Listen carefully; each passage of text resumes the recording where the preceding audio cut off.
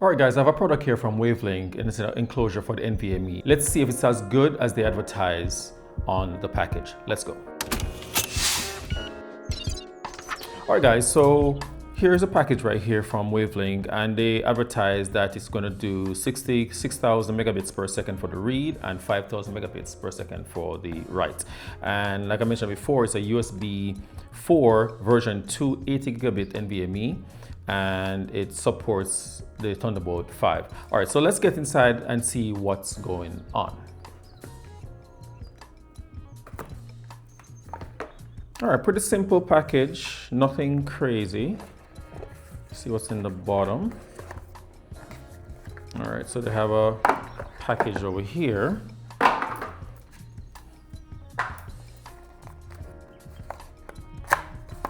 All right, cool. So they sent me, so the box is empty now, and these are just little pamphlets and guides. Let's put it to the side, don't need those. We get ourselves a nice small screwdriver, and then we get a heat pad, and also we get a very tiny and short Thunderbolt 5 cable. This is really short. This is the shortest I've actually seen in any package. Let's open this. All right, it has a nice decent weight to it. Nice and solid.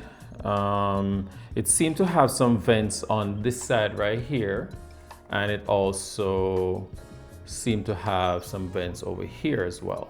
All right, so let's open it up and see. Let me see, where do I start? Okay, so pretty simple. You have the placement for the NVMe right here, pretty nice. And I guess you can actually put your heat pad right here to help with the heat dissipation. All right, so what we're gonna do first is I'm gonna grab one of my NVMe because it doesn't come with one. All right, so once you remove the screw, you just kind of slide it in like so. And once you see it like this, you know that it's in there properly. And all you do now, you just kind of put it down, and you get your screw, and just like that, it is in there. All right, so let's try and put this on here now. So that is pretty good, and then you have to just remember to remove the outer plastic. There we have it. Okay, so the plastic is off, and now, so it seemed to be held with these magnets right here and here. As you can see, these little two circles right here, these look like two magnets. And then I'm just going to slide it in here first. And let's see. Yep, it's there. So it's not going anywhere. All right, cool. So this is already connected. So what we need to do now is to test it on my computer. All right, so I'm going to be using this and testing this with my M4 MacBook Pro Max. Sorry, my M4 MacBook Pro. All right, so let me open up my laptop first. All right guys, so now that we have everything here, so what I'm going to do is I just want to do a really quick test for you guys just to see if the speed is what they advertise. So remember, they said on the box it advertised speeds, read-write speeds 6,000 plus megabits per second for the read and 5,000 plus megabytes per second for the write. All right, so let's see if we actually get something close to that. All right, so now I'm just gonna go select the drive.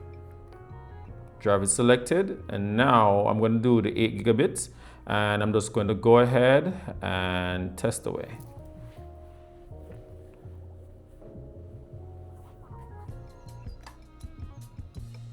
Oh wow, okay.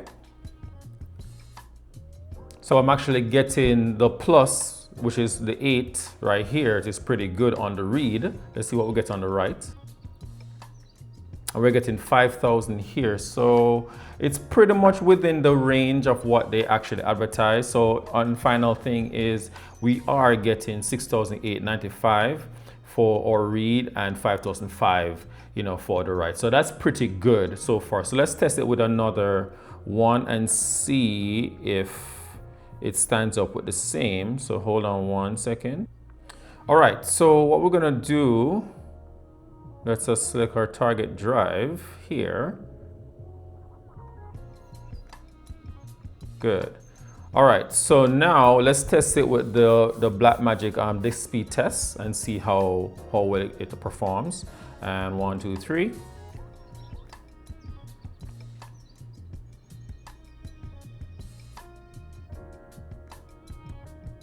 Okay, so we're getting about 5,008 on both write and both read, on both write and read. So that is still pretty good, guys. So I'm definitely happy with what we're getting here. So let's do another test now. Let's do a transfer of files and see how well it stands up. All right.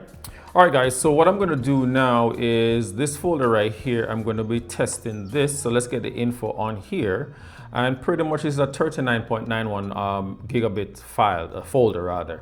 All right, so I'm going to transfer it over and to see how fast it goes from my main hard drive to the actual external NVMe. All right, so what we're gonna do now is just kind of drag. So what I'm gonna be doing also, guys, is we need to be watching this down here just to see how well it stays at the actual speed. All right, so now let's just start it and see. And I'll start. Oh wow, that's pretty fast. So we're getting about 5 megabits per second. So that's pretty good, guys. So I think it actually stands up to what they actually advertise. And I think this is a pretty good unit for you to pretty much get. So WAVLINK actually sent this out to me, guys, but they have no saying what I have to do here. They're pretty much seeing the video at the same time. You guys are. So yeah, so it's pretty good for what it is. You know, I stuck with what they said on the box and it did better. So, and as you know, that is definitely, you know, determined by the NVMe that you actually use inside. So yeah, I think you guys, if you're interested in this, you can get it. You should get it. I will actually put prices on the screen over here so you guys can actually see what the price is. But yeah, I think it's a good unit for what it is. It's nothing fantastic or mind-blowing. I wish the cable was actually much longer. It's really short. And I also wish that it actually came with a fan. I don't see or hear anything, so I don't know if it came with a fan or not. It does have 3 vent areas that we actually saw in the beginning of the video. So yeah.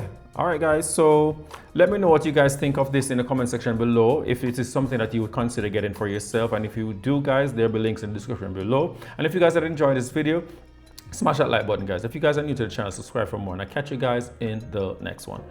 Peace.